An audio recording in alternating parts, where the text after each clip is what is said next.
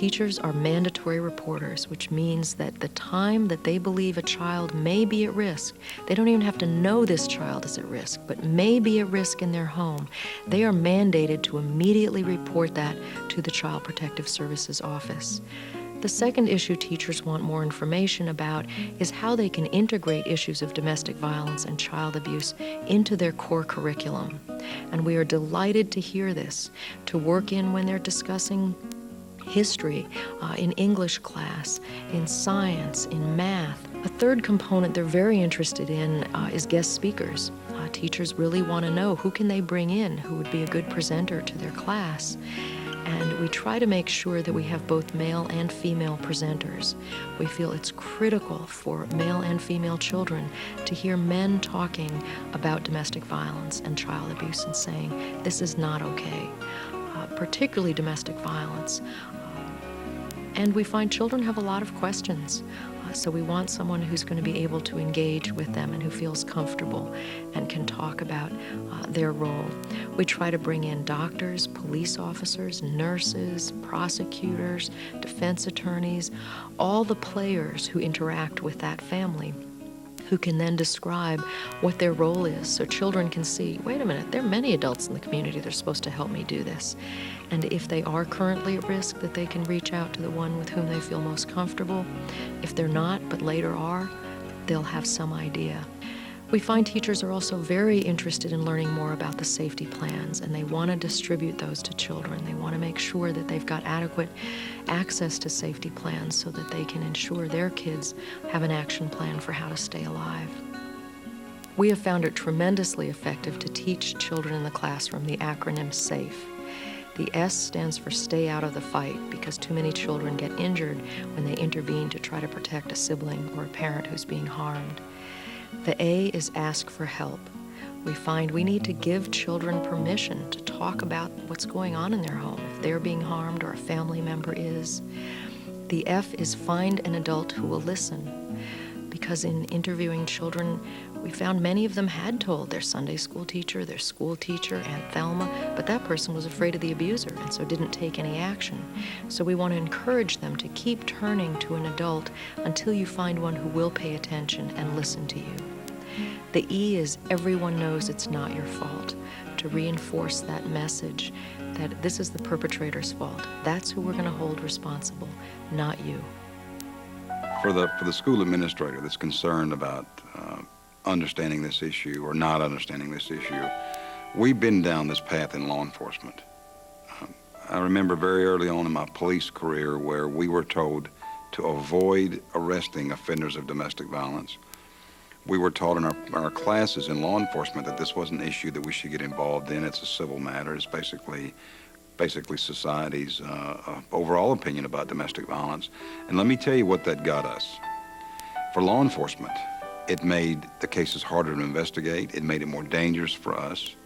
Cops were killed in this country by domestic violence offenders, and victims were killed because of the way that we dealt with domestic violence, because we minimized it. And when you minimize criminal activity, you give more power to the criminal. Let's say you look across the street at your neighbor's home and you see smoke coming out of the windows, and your wife, your husband says, you know, I'm concerned about that over there. And you say, well, it's really not our business. I'm concerned too, but we'll wait. If we see flames, we'll call the fire department. Well, by the time you see flames, it's too late to call the fire department. Now, if you've got a child in your school who you see smoke coming from, are you going to wait? Are you going to do something today? That's a question I think you have to ask. But my experience tells me that you can't wait. Tomorrow may be too late. Today's is the time to act. What we can do for children who are living in homes first is to listen. Immediate needs like injuries, just being a friend. It's going to take some work, and part of that work is listening and being compassionate. As an adult or a professional working with children who come from domestic violence situations, it is so important to be their friend and to help them realize that you're there to help them. You're not there to judge them or condemn them. You yourself are not the people who are going to be putting them through this abuse. You're there to remove them from the situation. And so to speak to them on a personal level and become their friend and earn their trust is the most important thing in helping them deal with their situation. When children ask how they can help, one of the first things we do is teach them the National Domestic Violence Hotline number, 1-800-799-SAFE, S-A-F-E, because some children do move frequently, and children want an idea of what are informational numbers. Many of them understand that their knowledge is limited, and they want to be able to provide, be the conduit for how this victim can access help. So we try to give them the phone stickers and ask them, which are available for free from the National Hotline, ask them to talk to parents, family members, Sunday school teachers, any adults with whom they have contact. Can we put these phone stickers on the public and pay phones in this church, in this school? And particularly important is for the class to adopt projects. So you may have Mrs. Smith's fourth grade class is going to adopt the laundromats in the community and make sure that they have posters about domestic violence. Mr. Jones' fifth grade social studies class may adopt the post office in the community and make sure that there are safety plan brochures in the post office on a regular basis. They may all rally together to collect books, children's books, for the Battered Women's Shelter so that they can give out books to children who have stayed there. They may want to collect soup can labels to raise money to give to the shelter so that little Johnny's mommy will have a place to go when she needs to flee to safety. And not only are those valuable projects to benefit the community, but they teach children that their actions can make a big difference, and we hope that that will make them more likely to volunteer as adults in helping with this effort as well.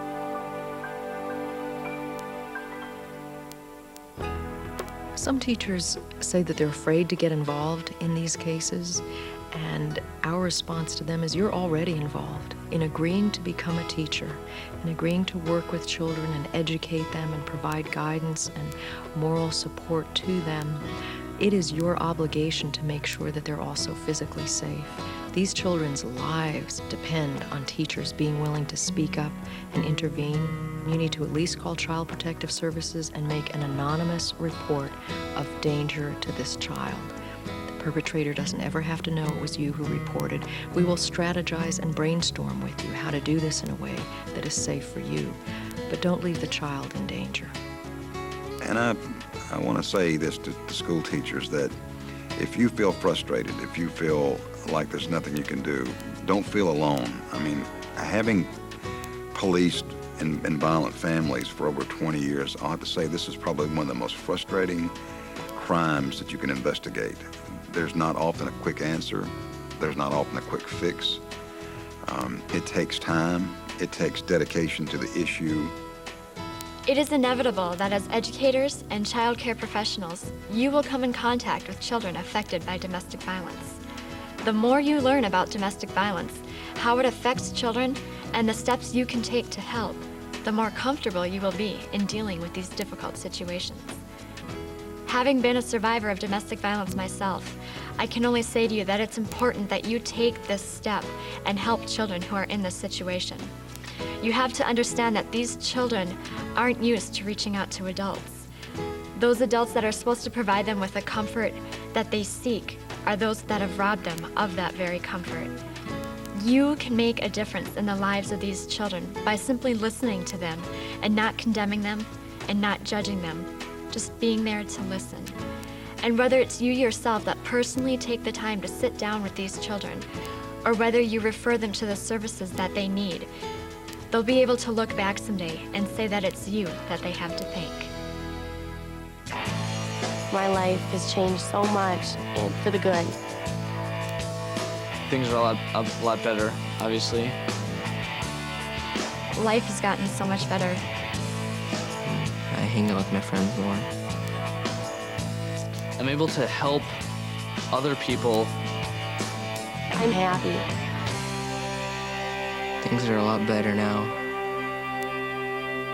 I'm a survivor.